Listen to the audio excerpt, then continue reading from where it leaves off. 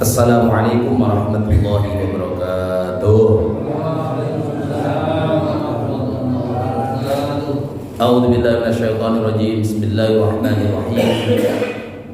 Alhamdulillahirabbil alamin. Iyyahu na'budu wa iyyahu nasta'in. Asyhadu an la ilaha illallah al-malikul haqqul mubin wa asyhadu anna sayyidana Muhammadan 'abduhu wa rasuluhu shadiqul wa'dil amin. Allahumma shalli ala sayyidina Muhammadin sallallahu alaihi wasallam khatamil anbiya'i wal mursalin wa ala alihi wa ashabihi wa atba'ihi wa ummatihi ila yaumiddin. Subhanaka la ilma lana illa ma 'allamtana innaka antal alimul hakim. Rabbi shrah li sadri wa yassir li amri wahlul 'uqdatam min lisani yafqahu qawli. Qala Allah ta'ala fi kitabihil karim fa huwa asdaqul qailin. A'udzu billahi minasyaitonir rajim. Bismillahirrahmanirrahim. Ya ayyuhalladzina amanu qu anfusakum wa ahlikum nara wa quduhan nasu wal hijarah 'alaiha malaikatun hiladun shidad la ya'sunallaha ma amarahum wa yaf'aluna ma yu'marun. Al-ayat. Wa qala Rasulullah sallallahu alaihi wasallam khairun nas man tala umruhu wa hasuna amaluhu wa syarrun nas man tala umruhu wa sa'a amaluhu wa khairun nas anfa'uhum linnas. Shadaqallahul adzim wa shadaqa ala rasulil karim wa nahnu ala dzalika minasyahidin wa syakirin walhamdulillahi rabbil alamin. Wa ba'd. Hadratal afadil, hadratal mukarramin wal muhtaramin, ulama ana al-qurama wal aizza al-amilin ar-rasin yang saya muliakan, tentunya para orang tua kami, para jajaran DKM Takmir Masjid Baitul Ulum, baik ketua takmirnya, imamnya, muazzinnya, dan jajaran pengurus, serta Bapak Ibu jamaah Masjid Baitul Ulum, baik yang mungkin berjamaah di rumah, terkhusus yang berjamaah di masjid, dimanapun berada, yang mungkin gak sempat mendengar secara live, secara langsung, bisa dinikmati di kemudian hari di channel YouTube Masjid Baitul Ulum tentunya. Mari pertama kita bersyukur, berterima kasih kepada Allah Subhanahu wa taala. Jangan pernah kita berhenti untuk semangat bersyukur. Kenapa? Karena Allah tidak pernah berhenti memberikan nikmat demi nikmat. Sampai Allah sampaikan wa in ta'uddu ni'matallahi la tuhsuha. Sekiranya coba kalian hitung-hitung nikmat Allah, maka nggak bakal kita sanggup untuk menghitung berapa jumlah, berapa takarannya yang Allah berikan kepada kita. Baik nikmat sehat, nikmat sempat, terlebih nikmat Islam, iman dan takwa yang Allah berikan kepada kita, sudah sepantasnya kita syukuri. Karena konsekuensi barokahnya dari bersyukur, niscaya kita akan ditambah rahmat, nikmat, berkahnya, dijauhkan dari wabah dan musibah. Amin. Salawat ma'asalam semoga tercurah pada Nabi Muhammad sallallahu alaihi wasallam. Walaupun bulan Rabiul Awal Bapak Ibu sudah lewat, sekarang sudah masuk bulan Rabiul Akhir ataupun Rabiul Tsani. Semangat untuk kita membaca sholawat, mengamalkan sunnah, meladeni sifat-sifatnya, jangan kendor. Kenapa? Allah senantiasa bersolawat, malaikat senantiasa bersolawat, maka kita orang yang beriman. Ingat, solawat itu menjadi rukun sholat. Kalau solawat nggak dipakai, sholat kita nggak sah. Ketika tahiyat ada ucapan Allahumma sholli ala sayyidina Muhammad. Kemudian ketika kita azan, nggak menyebut nama Nabi Muhammad dalam redaksi syahadat Rasul, ya tentunya tidak sah. Termasuk ketika kita khutbah nggak membaca sholawat, bisa nggak sah khutbahnya. Doa nggak baca sholawat, nyangkut di plafon masjid ini nggak sampai ke langit. Maka saudaraku yang dirahmati Allah, mari kita perbanyak baca sholawat. Karena sholawat ini barokahnya banyak. Rasul pernah ngomong begini, man nasiya sholatan alaya faqad ahta'a tariqal jannah. Siapa yang lupa baca sholawat, lupa Sherlock alamat surga. Nggak ketemu nanti, karena kita nggak dapat Sherlockan. Saudaraku yang dirahmati dan dimuliakan oleh Allah Subhanahu wa taala, pada kesempatan ngaji malam Rebo yang penuh berkah ini kita akan bersama-sama membahas. Sesungguhnya tadi saya mau membawa kitabnya, cuman kitabnya karena banyak saya keburu maghrib, saya cari-cari nyelip di mana. Yang pasti saya ingat kita akan bersama-sama membahas tentang karakteristik penghuni surga yang saat ini jasadnya masih hidup di dunia. Karakteristik calon penghuni surga tapi orangnya masih hidup di dunia. Insya Allah nama kita sudah termaktub, sudah distempel di surga ya Allah. Amin ya rabbal alamin. Hadirin yang dirahmati dan dimuliakan oleh Allah, ada yang bertanya, Pak Ustadz, surga itu apa sih? Kenapa di dalam Al-Quran ini surga itu banyak banget, baik dengan mufrad jannah bahasa Arabnya atau jannat di jamak. Sementara saya buka di tafsir, di kamus bahasa Arab, baik Lisanul Arab ataupun dalam kamus Munir ataupun dalam kamus Munjid Tulab, bahwa jannah atau jannat itu artinya perkebunan. Masa sih surga artinya kebonan, perkebunan ataupun taman? Hadirin yang dirahmati dan dimuliakan oleh Allah. Namun dalam sebuah hadis qudsi dikatakan Allah Subhanahu wa taala menyediakan untuk orang yang bertakwa, yakni darun nikmah.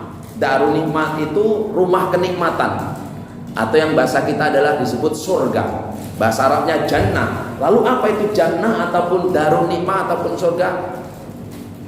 Itu adalah mala ainun ra'at, kenikmatan yang belum pernah dilihat oleh mata, wala udhunun sami'at, belum pernah terdengar oleh telinga, wa ma khatara ala qalbil bashar, kenikmatan tersebut belum pernah terlintas dalam pikiran dan hati manusia.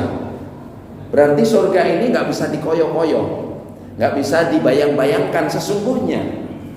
Terus bagaimana dengan gambaran surga? Di Quran itu banyak banget, jannatin tajri min tahtihal anhar. Surga itu perkebunan yang rindang, di dalamnya ada sungai aliran yang mengalir di mana-mana. Ternyata nggak bisa. Ulama ahli tafsir mengatakan kalau surga hanya dibayangkan dengan itu, untuk orang Arab itu sangat takjub dengan pegunungan yang hijau royo-royo, ada air terjunnya, ada taman rindang indahnya. Karena sepanjang jazirah Arab itu rata-rata hamparan padang pasir, gunungnya bebatuan, panas, jarang ada sungai. Berarti orang Arab kalau melihat orang Indonesia, nggak di Indonesia, nampaknya Indonesia ini sebenarnya adalah surga yang jatuh dari kayangan. Tapi buat kita, ya Allah, maka sekarang yang viral taman-taman untuk kita healing Bu, untuk kita nyari-nyari gambar, untuk kita selfie dan sebagainya, itu kan dibentuk mendeteksi atau mengadopsi gambaran surga. Makanya taman-taman, spot-spot foto sekarang kan ada sungai-sungainya, ada taman-taman yang rindangnya dan seterusnya. Namun toh demikian ulama ahli tafsir itu jangan dibayangkan oh kenikmatan surga itu cuma seperti ini, terlalu remeh-temeh. Memang ada sungai, tapi di sana itu ada sungai madu. Madu itu menjadi sungai nanti, di Quran jelas. Terus ada sungai susu, ada sungai arak. Waduh, tapi arak yang tidak memabukkan pikiran kita di dunia ini. Ada tadi dunia ini ada sungai susu, sungai madu, sungai arak. Di Quran itu digambarkan seperti itu. Namun toh demikian saudaraku yang dirahmati Allah, siapa calon penghuni surga? Gak ada seorang pun di antara kita yang diberikan kesanggupan untuk mendeteksi apakah kita calon penghuni surga atau samping kita calon penghuni neraka. Gak bisa. Kecuali Rasulullah Muhammad SAW itu diberikan kekuatan memandang orang di dunia ini, bisa melihat ini calon penghuni surga, ini calon penghuni neraka. Sampai ada 10 sahabat yang dijamin masuk surga. Asyarah mubasyarah bil jannah, 10 sahabat yang hidupnya masih di dunia tapi namanya sudah termaktub di surganya Allah Subhanahu wa taala. Di antaranya Abu Bakar, Umar, Utsman, Ali, Sa'ad bin Abi Waqqas dan lain sebagainya. Ini sering kalau kita kirim Fatihah, sering kita senggol. Ada 10 sahabat yang dijamin masuk surga. Bahkan di zaman Rasul itu ada sahabat penghuni surga ataupun penduduk langit, tapi sesungguhnya dia masih tinggal di dunia. Penduduk langit yang tinggal di dunia. Lalu kemudian di Al-Quran ini banyak diksi-diksi, narasi-narasi calon-calon ataupun siapa-siapa itu penghuni surga. Penghuni surga itu adalah orang yang sibuk dengan mazhulun bil akhirah, adalah hamba-hamba Allah yang sibuk urusan akhirat, sibuk takut dengan Allah. Makanya di Muqaddimah saya baca surat At-Tahrim ayat 6, Qu anfusakum wa ahlikum nar. Jagalah diri kalian dan keluarga kalian dari sengatan api neraka. Para sahabat itu jerit-jerit, nangis-nangis dengar ayat ini. Kenapa? Ya Rasul, kami sudah menjaga diri kami dari sengatan api neraka. Bagaimana cara menjaga agar keluarga kami tidak tersengat neraka? Makanya bahasanya Qu anfusakum, jaga dirimu, diri kalian, wa ahlikum, dan keluargamu. Ternyata kita mengajak keluarga kita untuk beriman, bertakwa, untuk beribadah, untuk senantiasa taat kepada Allah, menjauhi maksiat. Ini adalah bagian bahwasanya kita takut dengan api neraka, saudaraku. Makanya para sahabat itu lebih banyak menangis dibanding ketawa. Bukan berarti kita nggak boleh tertawa loh, harus menangis terus. Makanya bahasa Nabi itu, I'mal lidunyaka ka'annaka ta'ishu abadan. Berbuat untuk urusan dunia seakan masih mau hidup 1000 tahun. Walaupun sudah pensiun tapi ngerasa masih lama, hidupnya masih 1000 tahun. Tapi sebaliknya, wa'man li akhiratika ka'annaka tamutu ghadan. Kalau bekerja untuk urusan akhirat, kita di masjid, kita ibadah, kita sholat, seakan ini adalah sholat terakhir kita. Karena ajal nggak tahu datangnya sewaktu-waktu. Mungkin siang masih bertemu, masih bersama kita, sore selamanya sudah tidak pernah bersama kita lagi, tinggal kenangan dan nama. Ini kan rahasia Allah Subhanahu wa taala. Maka saudaraku yang dirahmati dan dimuliakan oleh Allah, namun toh demikian, ini buat semangat kita. Rasulullah ini di dalam kitab Durratun Nasihin ini dengan gamblang mengatakan, Innallaha ja'ala ala bani Adam, Innallaha ja'ala bani Adam ala tamani hisolin. Sesungguhnya Allah Subhanahu wa taala menciptakan anak Adam itu terbagi ke dalam 8 karakteristik, sifat, sikap, watak, perilaku. Ada 8 perilakunya. Dibagi 2. Arba'un li ahlil jannah, 4 watak, 4 sikap, 4 karakteristik untuk calon penghuni surga. Tapi orangnya masih hidup di dunia. Nanti tak deteksi ada nggak di antara kita. Wa arba'un li ahlin nar, dan 4 orang untuk calon penghuni neraka. Ini ternyata Rasul sampai wanti-wanti gitu agar kita biar bersikap seperti itu. Siapa sih 4 orang arba'un li ahlil jannah? 4 orang ini Rasul sampai menggaransikan dirinya, menjamin, bahkan memberikan indikasi orang tersebut calon penghuni surga. Pertama dari muka kita, Bu Pak. Wajhun malihun, ciri-ciri penghuni surga adalah wajahnya ramah tamah, sopan santun, berseri-seri, dan murah senyum. Enggak beringas, ganas, buas, sadis, bengis, suka mengfonis, plotot-plotot, singut sana, singut sini. Ini.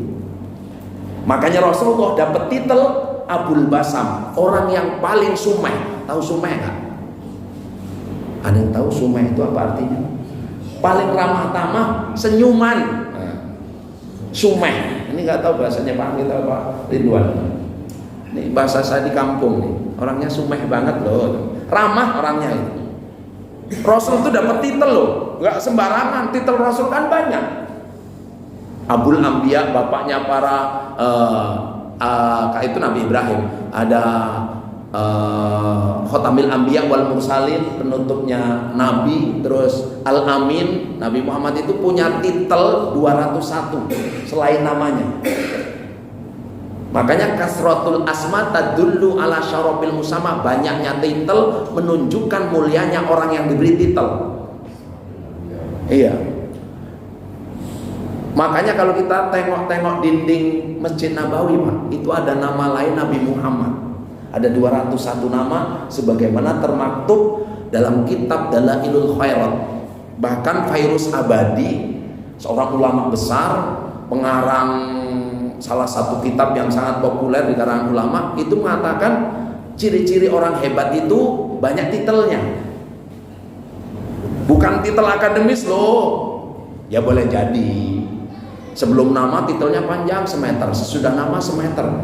Namanya panjang pula. Nggak cukup untuk buat KTP. Allah itu ismu zat, nama zat, tapi nama lainnya Asmaul Husna.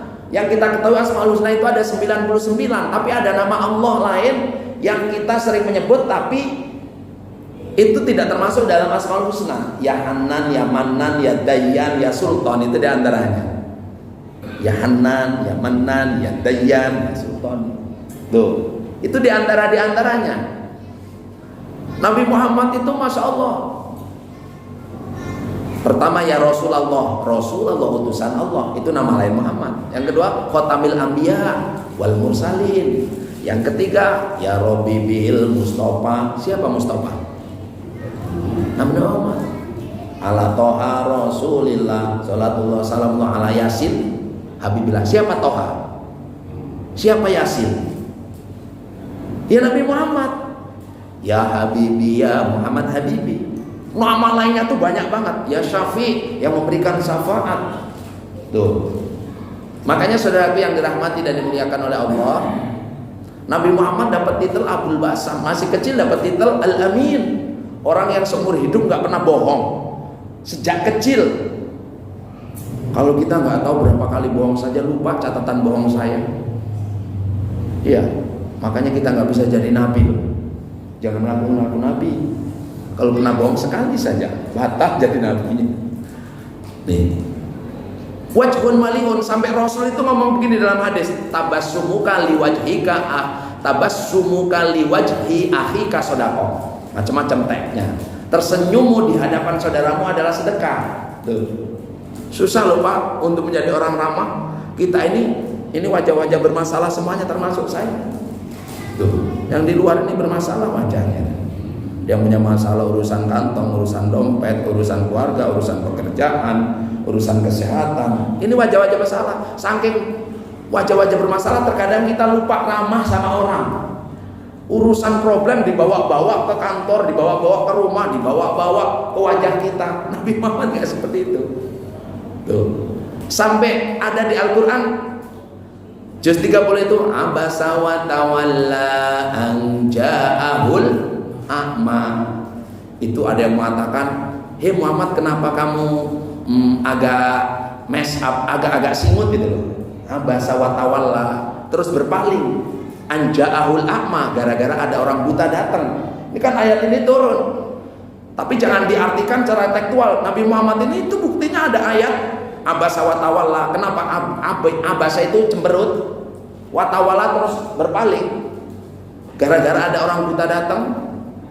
Tapi jangan diartikan kayak dulu ada seorang YouTuber apa penceramah kondang dari Bandung mengatakan menafsirkan Al-Quran sembarangan, bahwa Nabi Muhammad wajataka dhallan fadah. Dulu Nabi Muhammad itu awalnya tersesat dari jalan lurus, kemudian diberikan hidayah. Enggak gitu, Nabi Muhammad dari kecil itu sudah dapat hidayah. Tersesat itu gara-gara diajak jalan-jalan sama pamannya, terus nyelip kemana, bukan tersesat dari hidayah. Kan pernah viral itu. Tuh, makanya membaca Al-Quran itu jangan tekstual, perlu bantuan namanya tafsir. Kalau terjemah itu kan artinya naqlul lughah min lughatin ila lughatin ukhra, alih bahasa dari bahasa yang satu ke bahasa yang lain.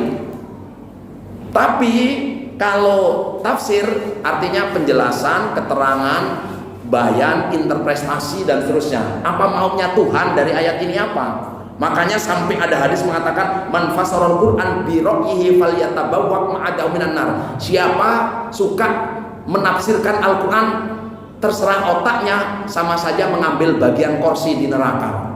Hati-hati. Apalagi orang bentar-bentar dalil. Ini di Quran gini, di Quran ini. Padahal dia cuma baca Quran terjemahan, Pak. Orang semakin tinggi ilmunya, ahli tafsir, syarat menjadi mufassir, menafsir Al-Quran itu harus punya ilmu 13, fan 13. Ilmu nahwu, ilmu sorob, ilmu mantik, ilmu bayan, ilmu balaghah, ilmu sababul wurud, sababun nuzul, ya Allah, ilmu fikih, ilmu usulul fikih dan lain sebagainya. Kita ngaji belum lurus tapi sok berani menafsirkan Al-Quran. Hati-hati, nanti sama saja mengambil jatah kursi masih hidup di dunia sudah ke neraka. Nauzubillah. Makanya fas'alu ahla dzikri in kuntum la ta'lamun. Bertanya sama yang enggak ngerti kalau kamu, bertanya sama yang ngerti kalau kamu enggak tahu. Itu bahasa Quran. Saudaraku yang dirahmati oleh Allah, bahkan lebih tegas lagi Rasul mengatakan la tahkironna anil ma'rufi syai'an. Jangan kalian menyepelekan kebaikan sekecil apapun. Walau antal qa'au biwajhin tolik, walaupun kamu cuma murah senyum, itu sudah sedekah yang luar biasa. Jadi sedekah itu kalau nggak punya ilmu nggak usah sedekah ilmu, nggak punya harta jangan paksain, nggak punya tenaga jangan paksain sedekah dengan tenaga. Senyum saja. Ini kadang kan ya Allah, nyumbang pikiran nggak, nyumbang tenaga nggak, nyumbang harta nggak, tapi ngomong yang nggak enak. Iya, wih mau bangun masjid, jangan-jangan habis sama pengurus duitnya untuk utang sana, untuk ngebon sana ngebon sini. Ada orang ngomong kayak gitu. Makanya bahasa ulama itu kun aliman, jadilah orang alim yang mau ngajar, au muta'aliman atau orang yang mau belajar, au mustami'an atau jadi pendengar yang baik, au muhibban atau menjadi pencinta, wala takun humisan, jangan jadi orang kelima, ngajar nggak mau, belajar nggak mau, denger nggak mau, diem cinta enggak, ngomel doang. Ini banyak. Iya. Makanya saudara yang dirahmati Allah, muka kita ini indikasi calon penghuni surga. Makanya mulai besok seruat apapun usahakan senyum, jangan senyum-senyum sendiri tapi.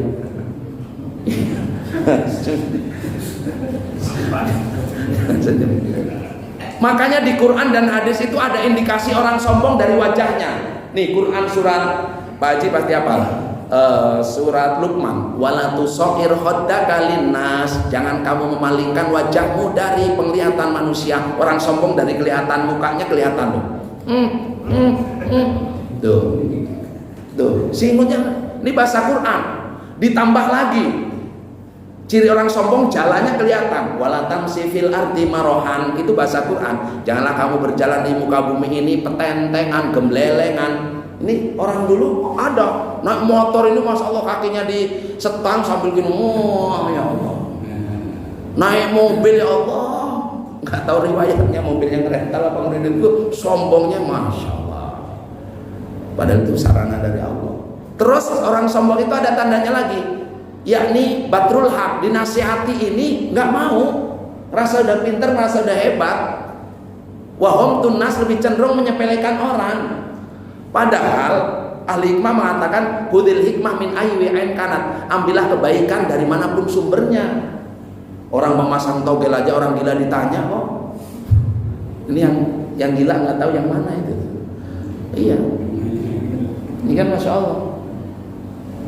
Saudaraku yang dirahmati dan dimuliakan oleh Allah, itu yang pertama, ciri-ciri ahli surga dideteksi oleh Rasul, wajahnya ramah, tamah, sopan santun, nggak ada muka-muka sombong. Kalau mukanya bawaannya sangar itu dari sononya. Iya, ada orang itu lembut sebenarnya, tapi mukanya serem gitu. Ya nggak bisa dipaksain kali itu. Yang kedua, dari muka turun ke lidah, ciri-ciri penghuni surga yang dideteksi oleh Rasul tinggal di dunia, yakni lisanun fasihun.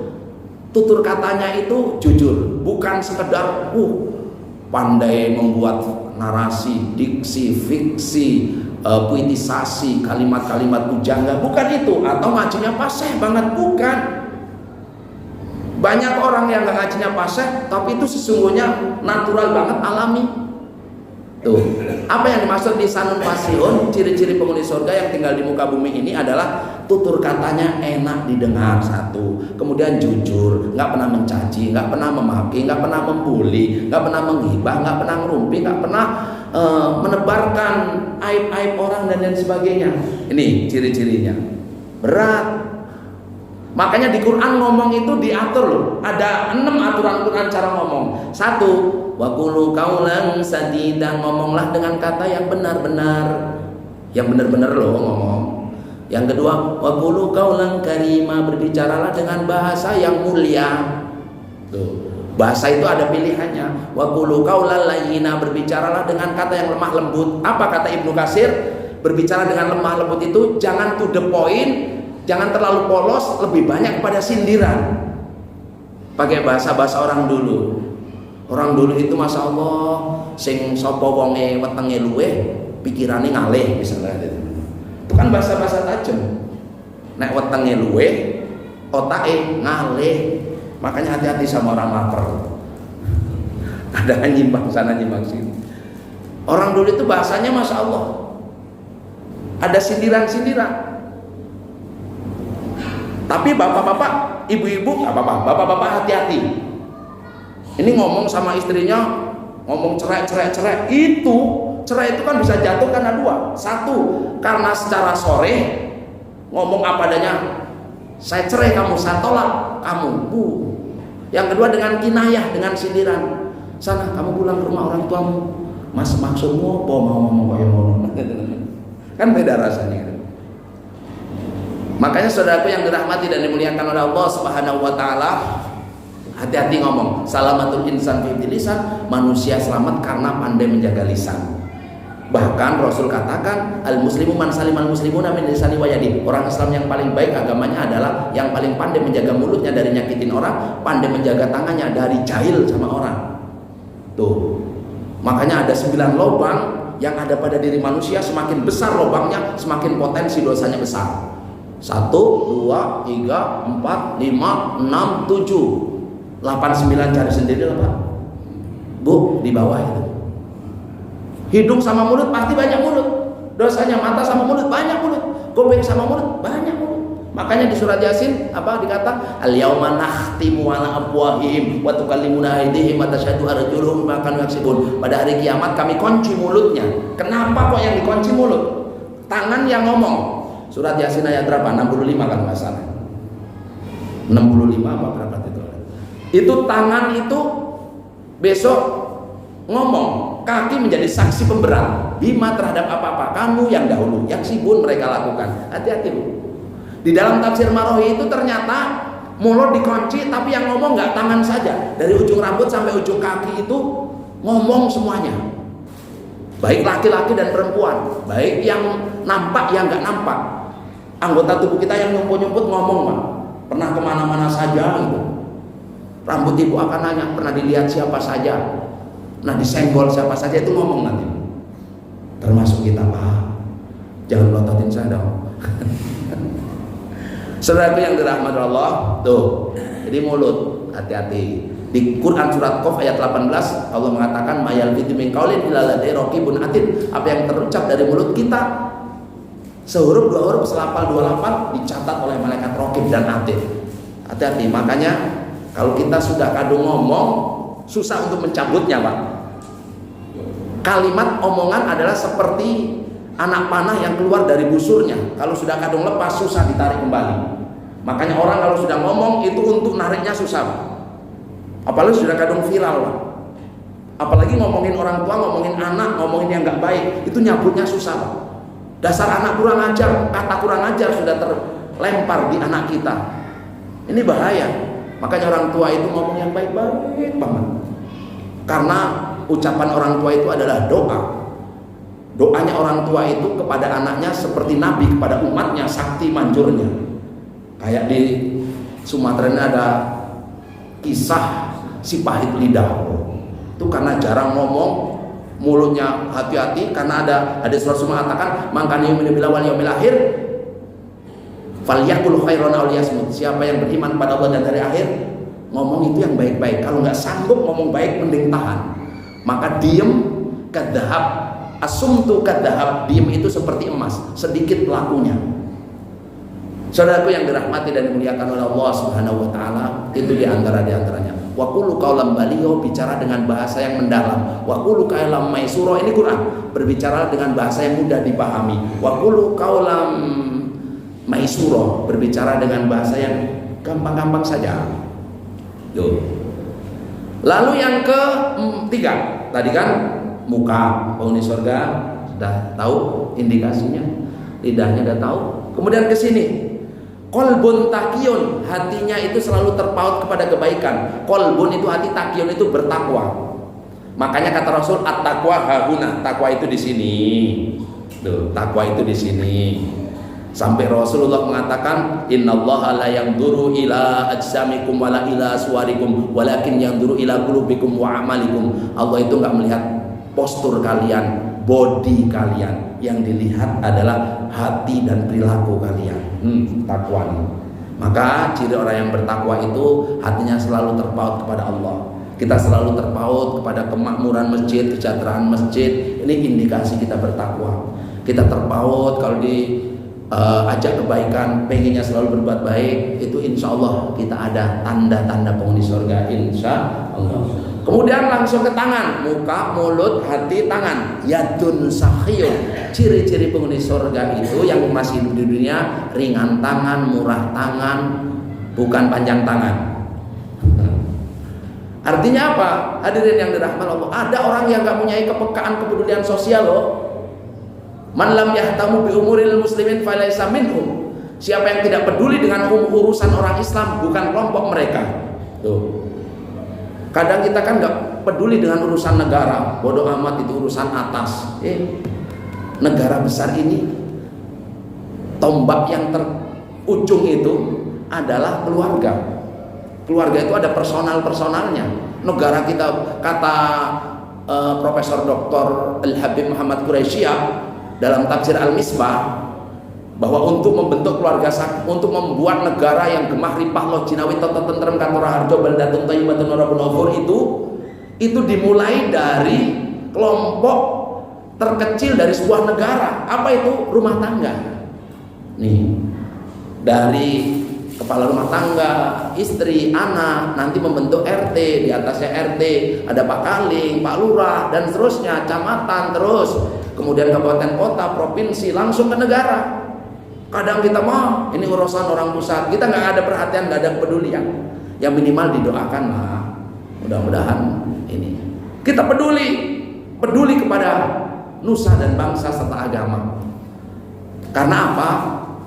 Ada ulama mengatakan, siapa kalau nggak salah Syekh Muhammad Abduh, al-muslimu mahjubun bil muslimin. Orang Islam ini hancur, terhalang, nggak maju, bukan karena non muslim, bukan karena orang lain, tapi karena internal, urusan domestik antar kita yang tidak terselesaikan.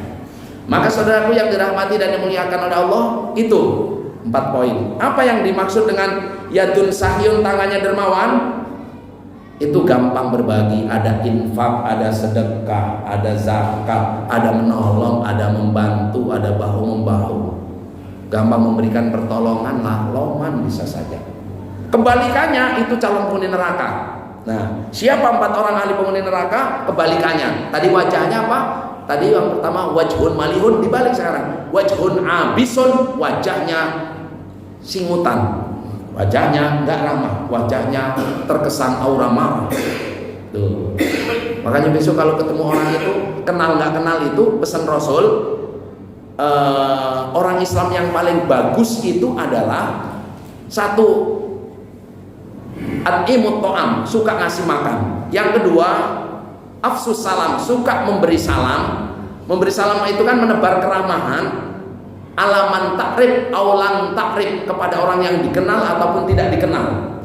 Ini ada orang pakai peci lewat, peruisan pelotot-pelototan aja. Yang buat salah satu ngalah, senyum, assalamualaikum. Kenapa Pak assalamualaikum? Ya dia pakai peci, insya Allah Islam. Kan seperti itu. Jangan pelotot-pelototan, assalamualaikum. Kita kadang salam itu hanya kepada orang yang kita kenal, enggak salam kepada orang yang tidak dikenal. Walaupun ada hadis jangan memulai salam kepada non muslim. Ya ini kan jelas orang muslim, darah jenggotnya panjang, misalnya dengan saya. Ini kan ada tanda-tanda orang Islam. Kalau di Mekah beda. Orang Yahudi, orang Nasrani pakai jubah, pakai jenggotnya itu sampai semeter kan gitu. Agak susah deteksi. Kalau di kita kan jelas, orang pakai sarung, pakai peci, orang pakai jilbab, nggak kenal, assalamualaikum teh, bodoh amat lah, mau dijawab nggak dijawab. Sok kenal nggak apa-apa, kita ramah kok. Tuh, jangan jadi orang wajun abisun, mukanya asem mukanya. Yang kedua, lisanun fahisun, lisannya keji. Nah, Makanya orang kalau ke Mekah itu larangannya wala ropas, wala pusuk, wala jidal. Ropas ini ngomong kecil, ngomong saruk lah. Saruk itu apa? Ya ngomong jorok. Wala ropas. Ini kadang orang emosi itu seluruh kebun binatang keluar, barang yang nyumput dikeluarin lewat mulut. Ini kadang orang di Mekah hati-hati Pak, banyak bisa rusak hajinya. Ropas, pusuk, melakukan tindakan yang keluar dari agama. Pusuk, jidal, berantem Pak, sama temennya satu kamar berantem Pak, cuman rebutan duluan masuk, rebutan WC kalau orang ke Mekah. Tuh, makanya hati-hati kita ngomong pelan-pelan. Artinya pelan-pelan itu hati-hati, mikir dulu. Fakir qoblal kalam, mikir dulu sebelum ngomong. Sampai Rasul mengatakan idza aradta an ta'mal syai'al fas'al ila dhamiri. Kalau kamu mau berbuat sesuatu, tanya sama hati kecil kamu. Bagus apa enggak nih? Baik enggak kalau saya omong ini? Mikir.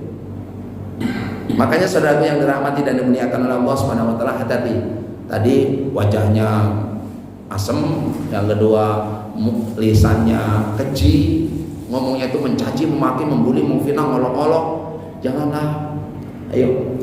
Kalau kita ngolok-ngolok orang, apalagi bentuk rumpian atau menghibah, itu orang itu kata malaikat Jibril ketika bisikin Rasul, orang yang suka membeberkan aib orang, suka memberitakan berita-berita yang tidak baik, apalagi menghibah, memfitnah orang. Orang tersebut nggak akan meninggal dunia sebelum diri ataupun keluarganya kena tulahnya. Bukan hukum karma, beneran. Ini hati-hati. Apalagi demokrasi sebentar lagi di depan mata kita. Jangan pernah mencaci putra-putra terbaik kita, siapapun calonnya. Kalau kita mencaci, memaki, nanti kita, anak keturunan kita nggak bisa jadi orang besar.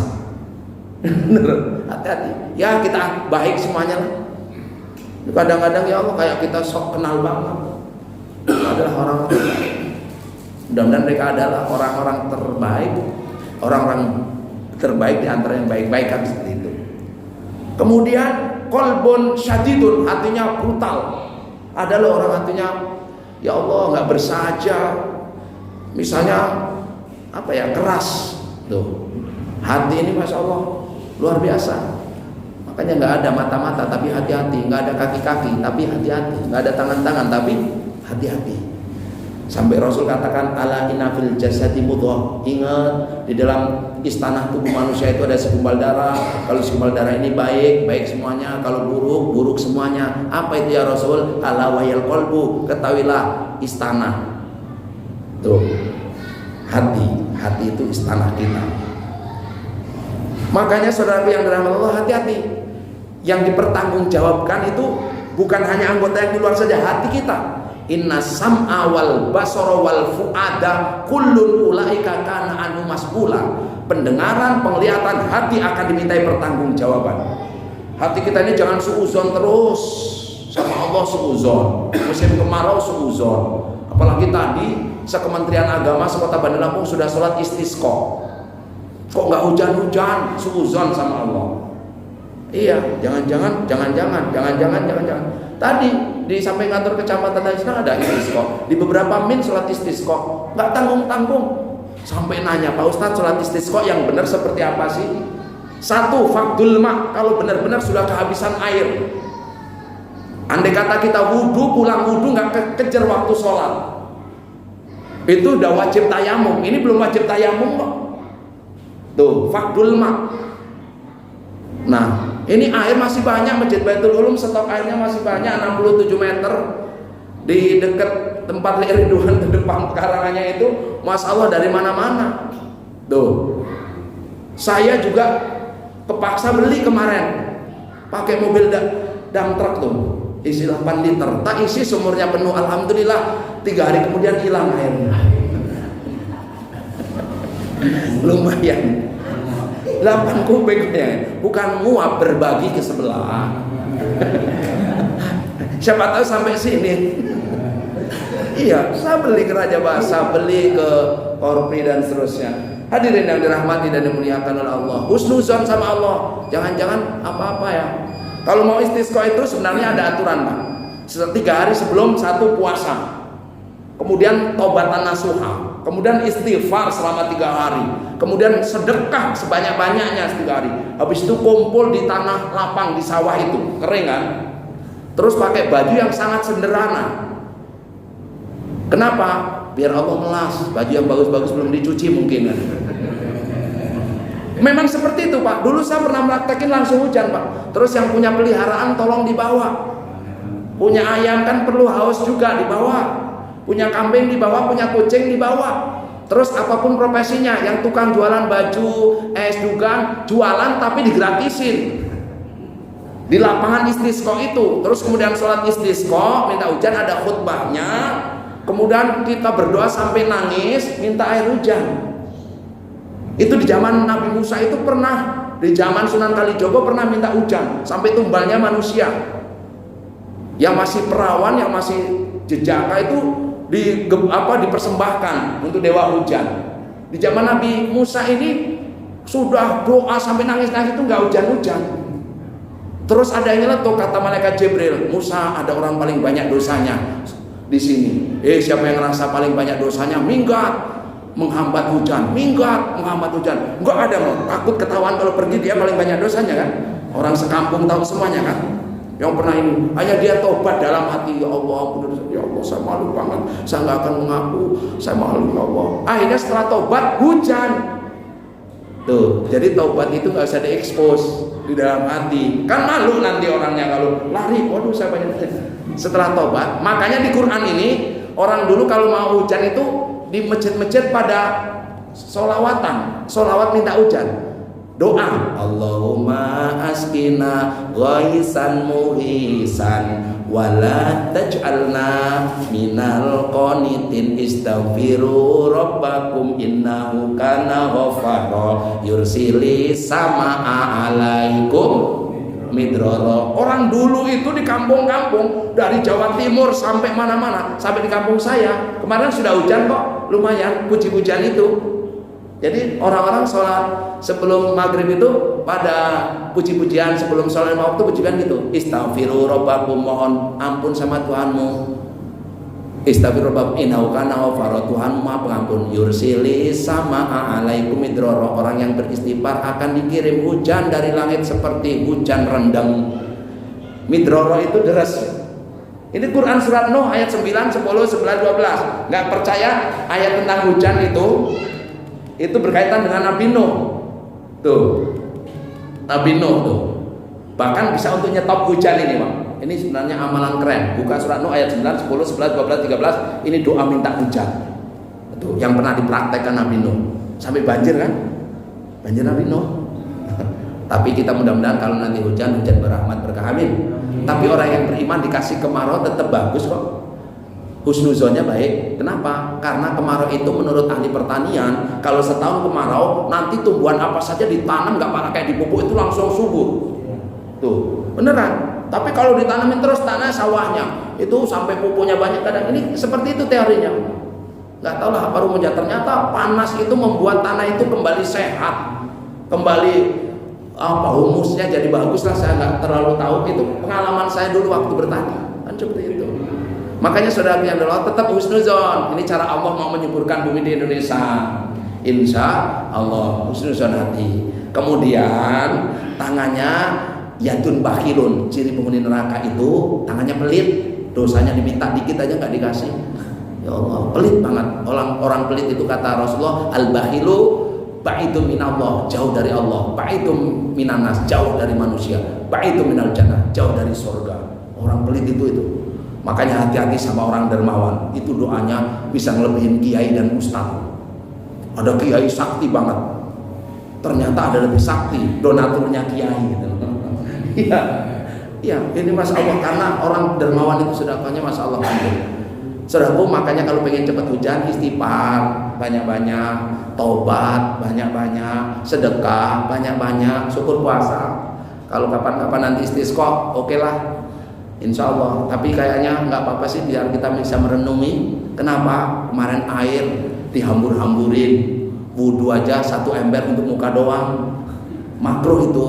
Walaupun banyak air, wudhu kebanyakan itu bisa makruh. Iya, tafsir pembaziran air dan seterusnya. Mudah-mudahan ada hikmahnya, ada manfaatnya. Mudah-mudahan kita semuanya walaupun hidup di dunia dengan kita mengetahui karakteristik calon penghuni surga, siapa calon penghuni neraka, kita bisa menerapkan dalam aplikasi kehidupan sehari-hari. Demikian, terima kasih. Adzanallahu wa iyyakum ajma'in. Mohon maaf lahir batin kalau ada kehilapan, ada kekurangan. Wallahul muwaffiq ila aqwamit thoriq.